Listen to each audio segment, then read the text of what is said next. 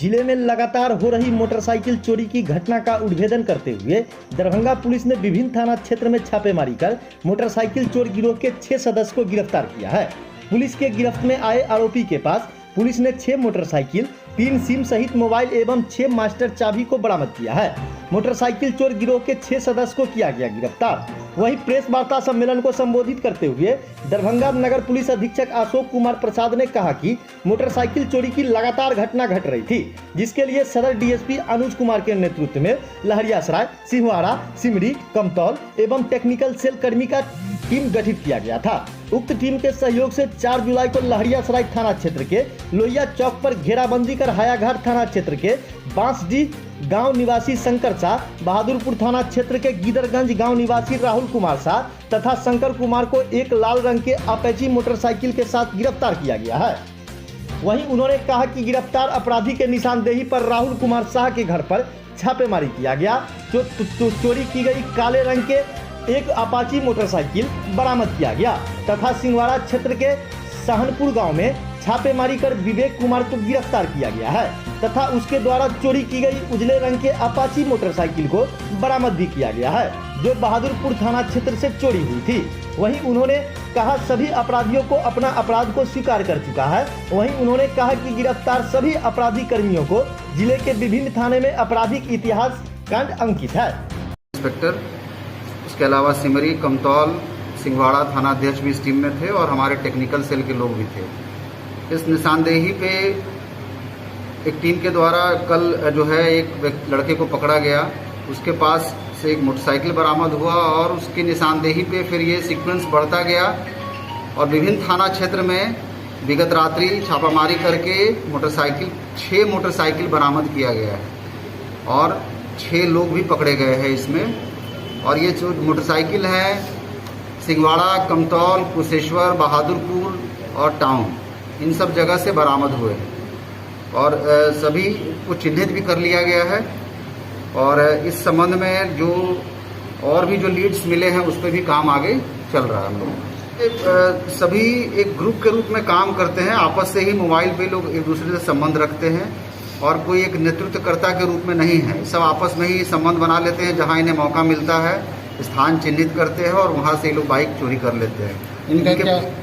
इनके पास से मास्टर चाबी भी मिला है जो यहाँ रखा हुआ है और इसी से ये लोग बाइक को खोलते थे और कुछ मोबाइल वगैरह भी जब्त हुआ है।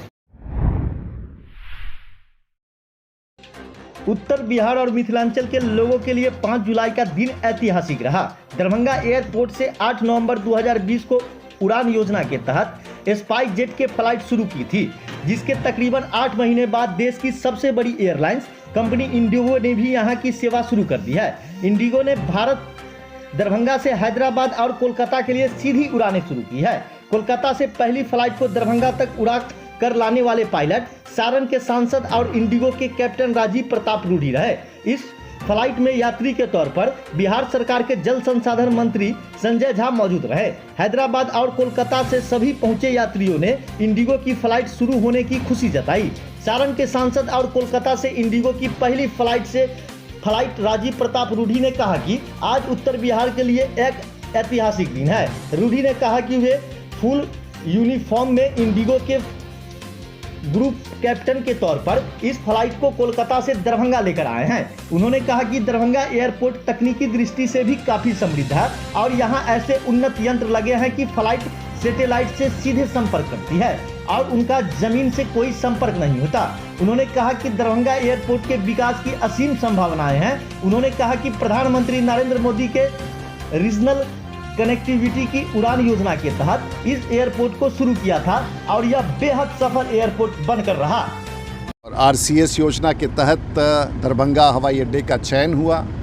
पहले स्पाइस जेट की शुरुआत हुई और स्पाइस जेट के बाद आज एक ऐसा अवसर हुआ कि इंडिगो का भी पहला फ्लाइट आज दरभंगा कलकत्ता से उतरा।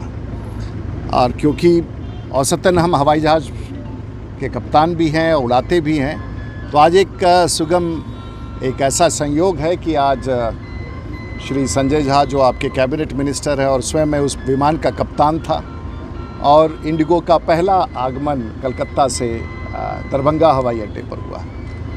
हमने ये यहाँ का जो उतरने का तरीका है वो देश में बहुत कम स्थान पर है, उसे RNP अप्रोच कहते हैं। इसका मतलब है जहाज़ सैटेलाइट से बात करता है और ज़मीन के किसी उपकरण का उपयोग नहीं होता है। और पहली बार दिशा 10 जो पूरब दिशा में पहली बार हमने उस जहाज़ को उतारा जो दरभंगा के इतिहास में जाएगा।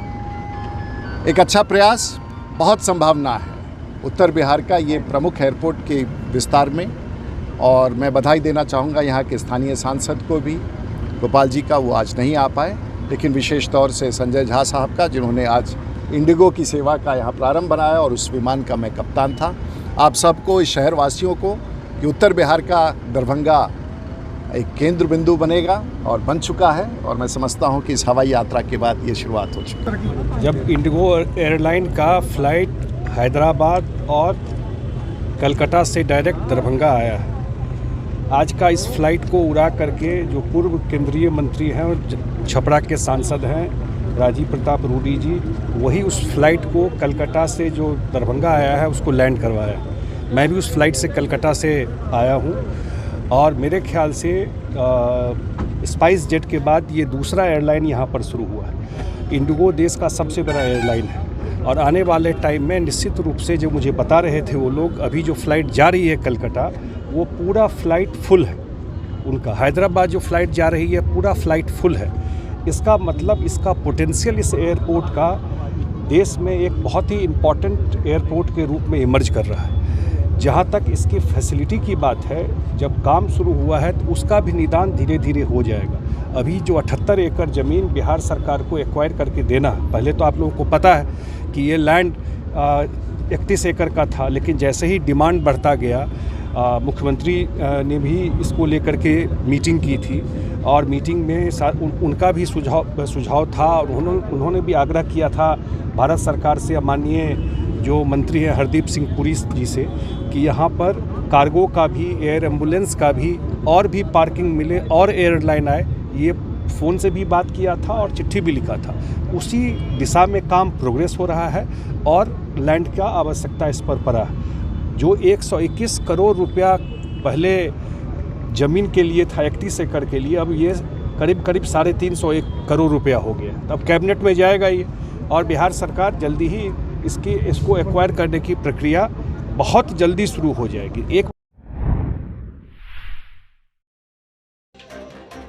भाजपा सांसद सह राष्ट्रीय प्रवक्ता राजीव प्रताप रूडी दरभंगा परिसदन में पत्रकारों से बात करते हुए उत्तर बिहार में बाढ़ की स्थिति पर चिंता जताते हुए कहा कि जिस प्रकार से नेपाल में 25 से 30 वर्षों में वृक्षों की कटाई हुई है, उसका ही परिणाम है कि जब वर्षा होती है तो रेत की साथ पानी सीधे नदी में आ जाती है और नदी में उफान आ जाता है। वहीं उन्होंने कहा कि पहले वृक्ष होता था तो उनके जड़ पानी को रोकने का काम करता था, लेकिन पेड़ की अंधाधुंध कटाई होने के बाद रेत के साथ पूरा पानी नदी में आ जाता है, जिसका परिणाम है कि उत्तर बिहार प्रत्येक वर्ष बाढ़ का झेल रहा है। वहीं उन्होंने कहा कि अभिशाप इसलिए नहीं है जिसमें बिहार के लोगों का कोई कसूर नहीं है। बिहार की बाढ़ को लेकर हमेशा समीक्षा होती रहती है। वहीं प्रताप रूडी ने कहा कि नेपाल की स्थिति के कारण बिहार को हमेशा नुकसान झेलना पड़ता है और 10 वर्ष 20 वर्ष पीछे चला जाता है। वहीं उन्होंने कहा कि दरभंगा आने के क्रम में चारों तरफ जिस प्रकार से सैलाब दिख रहा था, बाढ़ निश्चित तौर पर बड़ी संकट है, जिसके लिए जब तक अंतर्राष्ट्रीय स्तर पर नेपाल के साथ बैठक नहीं होती तब तक इसका पूर्ण समाधान नहीं हो सकता। इसके बावजूद सरकार इस समस्या के समाधान के लिए पूरी तरह तत्पर है। इस प्रकार से नेपाल में वृक्षों की कटाई हुई है पिछले 25-30 वर्षों में, 40 वर्षों में। इसका परिणाम है कि पहाड़ी क्षेत्र में बारिश की स्थिति में जो पहले कैचमेंट एरिया में जड़ पर पानी रुकता था, वृक्षों की कटाई के कारण पूरा का पूरा पानी रेत के साथ नदियों में चला आता है और परिणाम है कि बाढ़ का प्रकोप बिहार को सबसे कुछ हद तक, यूपी को भी, लेकिन बड़े क्षेत्र में बिहार को इसका। और ये अभिशाप इसलिए नहीं है कि बिहार के लोगों का उसमें कोई कसूर है, ये नेपाल की स्थिति के कारण बिहार को नुकसान झेलना पड़ता है। और एक युद्ध में अगर कोई राज्य 10 वर्ष 20 वर्ष पीछे जाता है, एक बाढ़ में कोई भी राज्य 50 वर्ष पीछे चला जाता है। और उस संकट से झेलने के बाद भी आज बिहार, तो हमारी लगातार समीक्षा होती रहती है और इरिगेशन के क्षेत्र में और बाढ़ नियंत्रण के क्षेत्र में एक बड़ी चुनौती है। मैं समझता हूँ कि इस चुनौती के साथ, और जैसे कि मैं आने के बाद चारों तरफ जिस प्रकार से पानी का सैलाब दिख रहा था, बाढ़ एक निश्चित रूप से एक बड़ा संकट है। फिर भी हमारी सरकार और बिहार की सरकार इस काम को पूरी तौर पर करेगी। वहाँ पर इस विषय को अंतर्राष्ट्रीय स्तर पर, जब तक नेपाल के संधि के साथ साथ हमने तो इनसे पूछा कि हमारे आप बांध को रिपेयर करने के लिए हमारे कर्मचारी जाते हैं नेपाल में, उनको नेपाल की सरकार नहीं घुसने देती है, तो ये बिहार की सरकार उसे कैसे रोक लेगी? तो केंद्र की सरकार है, इसलिए संकट बड़ा है। दूसरा है कि ये बड़ी बीमारी के लिए बड़ा उपाय होगा, लेकिन जहाँ तक बाढ़ की स्थिति होती है तो स्वाभाविक तौर से सरकार, चाहे वो संरक्षण का काम हो, प्रोटेक्शन का काम हो या फिर रिहैबिलिटेशन का काम हो, कोई भी सरकार करती है तो वो उसका एक्शन है। इसलिए ये कोई मसौदा ऐसा नहीं दिया जा सकता है कि इसको हम लोग आउटराइट सॉल्यूशन कह सकें। खान चौक स्थित कब्रिस्तान के डबरा को माफियाओं द्वारा भर दिया गया था। उस डबरे की उगाही नगर निगम पदाधिकारी एवं पुलिस बल के साथ खुलवा दी गई। पूर्व पार्षद जाप जिला अध्यक्ष डॉक्टर मुन्ना खान का कहना है कि बिना संघर्ष किए कुछ नहीं मिलता। आज संघर्ष का ही नतीजा है कि जिस कब्रिस्तान में डबरे को माफियाओं द्वारा जबरन भर दिया गया था, मेरे और मेरे सहयोगियों द्वारा की गई संघर्ष के बाद जिला प्रशासन जागी, जिस कारण नगर निगम के इंजीनियर रतन किशोर वर्मा, सऊद आलम, अनिल सिंह, प्रभात कुमार 2 जेसीबी लेकर पहुंचे और डबरा की उगाही शुरू कर दी। उस समय कोई अप्रिय घटना न हो, उसको देखते हुए लहरियासराय थाना प्रभारी एचएन सिंह ने पुलिस बल की तैनाती कर वहां पे मौजूद रहे। डॉक्टर मुन्ना खान का कहना है कि लगभग 900 फीट लंबा एवं 5 फीट गहरा नाला की खुदाई हुई है। अगर उसको अविलंब नगर निगम पक्कीकरण कर दे तो वार्ड संख्या 25, 28, 29, 30 एवं 24 के जल निकासी का समाधान हो जाएगा। मगर वार्ड संख्या 29 जो बिना बारिश के ही जल जमाव से ग्रस्त है, इस नाले को बन जाने से अब 80% इलाका जल जमाव से मुक्त हो जाएगा।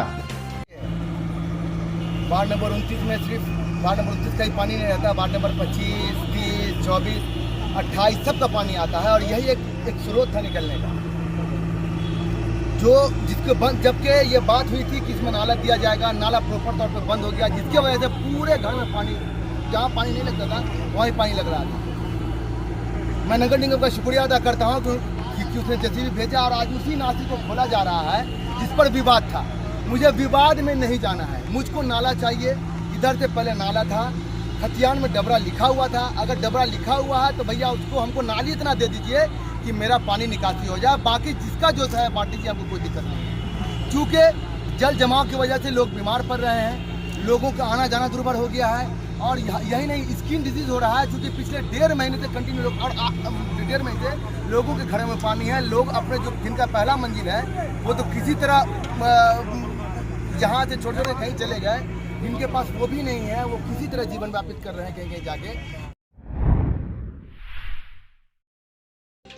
दरभंगा जिला के बहादुरपुर प्रखंड अवस्थित जलवाड़ा पंचायत के कजियाना में रहने वाले लोग मरणीय स्थिति में रह रहे हैं। हम ऐसा इसलिए कह रहे हैं क्योंकि देखिए ये वीडियो फुटेज, किस तरह से सड़कों पर लंबा कीचड़ का अंबार लगा हुआ है, अर्थात लोग घर से बाहर भी निकल नहीं सकते।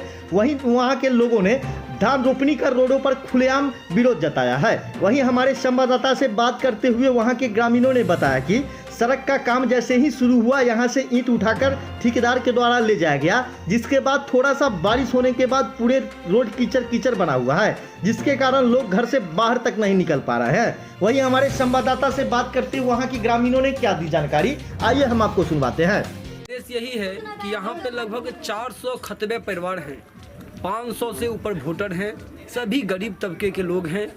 इन लोगों के नाम पे लूट जारी रहता है। अभी भी सैकड़ों परिवारों के लोगों के नाम पे मनरेगा का रुपया आया है, कहीं काम नहीं हुआ है। ये लोगों को बलजोड़ी डरा के धमका के 100-200 रुपये दे के रुपया ले लेता है और इन लोगों को इस नर्क वाले जीवन जीने में मजबूर करता है, ताकि वो दबंगों के नीचे सब दिन ये खटते रहे।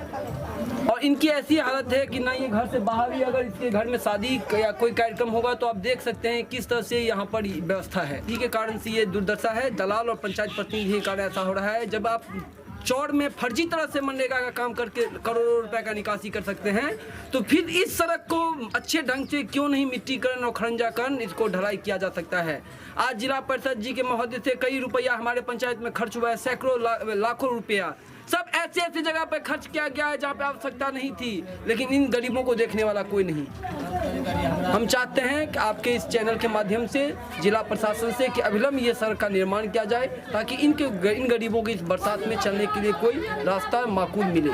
क्या नाम हुआ आपका? जी, मेरा नाम आभूषण पाठक है। के समस्या है, यहाँ के ठेकेदार है जलवार पंचायत के बबलू ठाकुर, भर साल चुप रहे है, सावन भादो के अंदर में आकर के रोड बना भैया, सब उखाड़ करके ले गया है, सब जुरान थान रख दिया, क्या किया नहीं किया बबलू ठाकुर अपना रखे है अंदर में ईटा। यहाँ को आदमी के बहुत तपस्या है, पूरे मतलब 3 फीट पानी में हेल करके गांव में आदमी सब निकास जाता है आता है, एकदम रोड को कीचड़ कीचड़ कर दिया है, रोड नहीं कोई बनाने के देखता है। क्या नाम है आपका? हमारे नाम ललित